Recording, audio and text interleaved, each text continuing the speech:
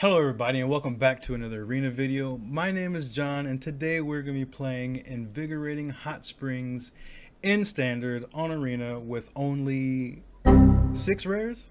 So jumping right into it, Invigorating Hot Springs is a 3 mana enchantment. Invigorating Hot Springs enters the battlefield with 4+1/+1 counters on it. Also, modified creatures you control have haste, and remove a +1/+1 counter from Invigorating Hot Spring and put a +1/+1 counter on target creature you control. Activate only as a sorcery and only once each turn. So I'm really excited about this card because not only does it help put counters on the creatures that you have, this card cares about modified creatures and also makes modified creatures. And what I'm really excited to do with this card is to play this and then later on cast a creature that's modified or modify it and smash our opponent with a huge trampling hasty threat. And the card I'm most excited to do that with is Walking Skyscraper, an 8 mana 8/8. With this spell costs 1 less to cast for each modified creature you control. It also has trample and it has hexproof as long as it's untapped.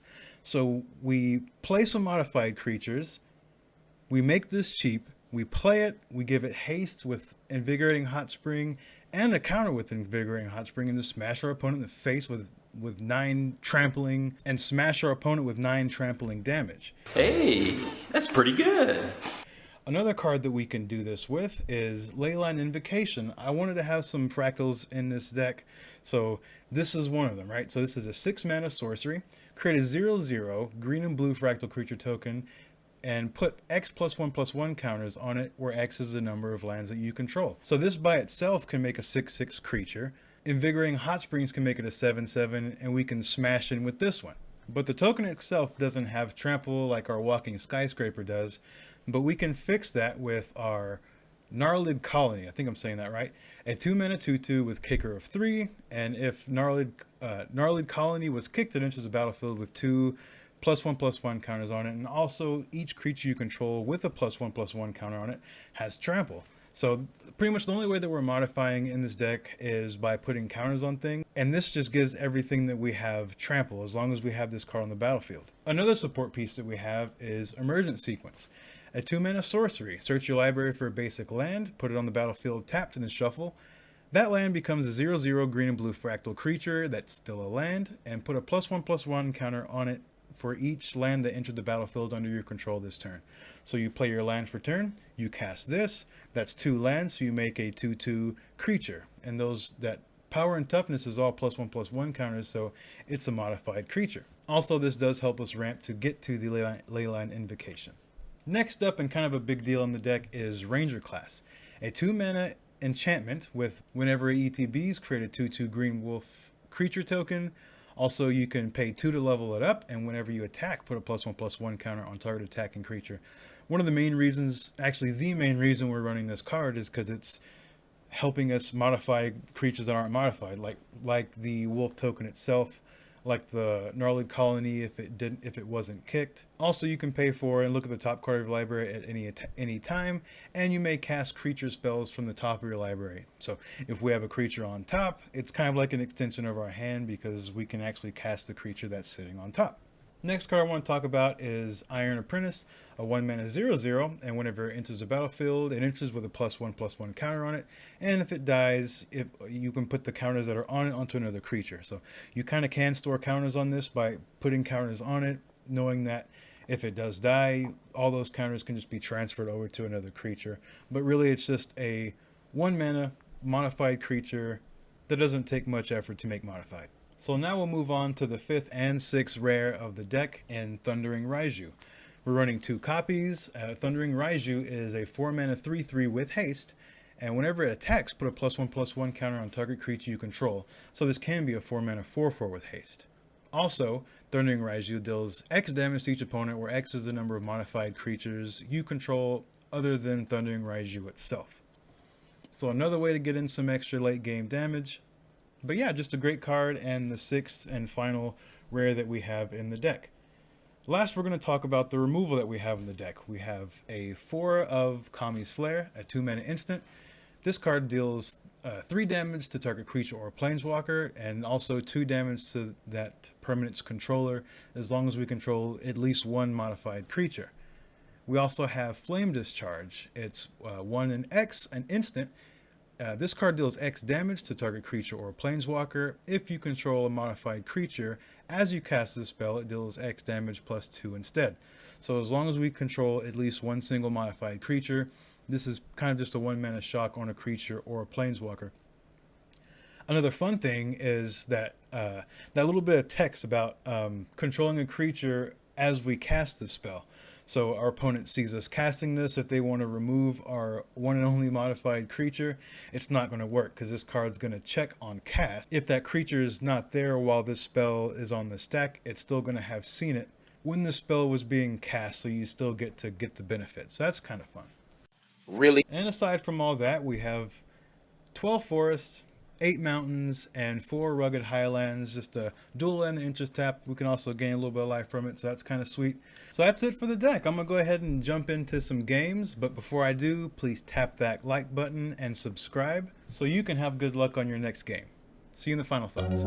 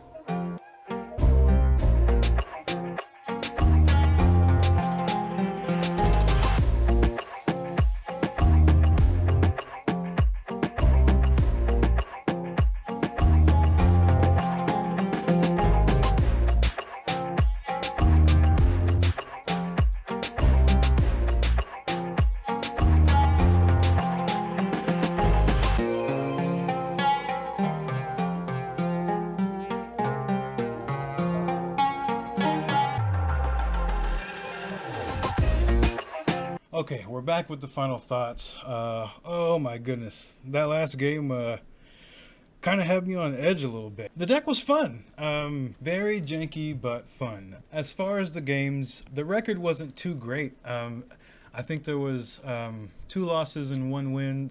So the first one, I mean, I wouldn't really say it was our fault. We just got flooded. It was ridiculous, just land after land after land, and just not being able to do anything. There was another game where things were just kind of out of sequence. We had a lot of removal, but just not a whole lot of action. Not enough pressure for the opponents. So yeah, it was kind of cool being able to remove everything, but it's like they just had the best draws. They just kept drawing creature after creature. I guess their hand was just full of creatures. So the removal we had wasn't enough in the first place, especially with not being able to back it up with any type of board presence. You know, I think the last card we drew before we lost was the invigorating hot springs, which we needed way earlier. But yeah, it is what it is though. The last game though, we did get to see the deck kind of pop off. It just about how we drew it up, right? You know, that walking skyscraper came down. We're able to swing in for that 9 damage. Mistake on my part. We could have won a little bit sooner. If I would have put the counter on the Raiju, the opponent wouldn't have had that 1 extra life. But we ended up pulling it out anyway. So it was really nice to be able to get that game, so you can see what it's like to be able to drop a huge, massive creature with Haste and Trample off of invigorating hot springs. Emergent Sequence had a little bit of a better showing than I thought. I expected every time we fetched a land with this, it was just going to get removed, especially in that second game when the only red source that we had for, I don't know, 4 or 5 turns, something like that, was the creature we made off of Emergent Sequence. So I guess the good thing about that matchup is if it just got bounced with Fading Hope, because we were playing blue, playing against blue, that could have been fine. It would have set us back 1 turn, but at least we would have been able to keep the land. And but yeah, I was actually surprised at how well that did.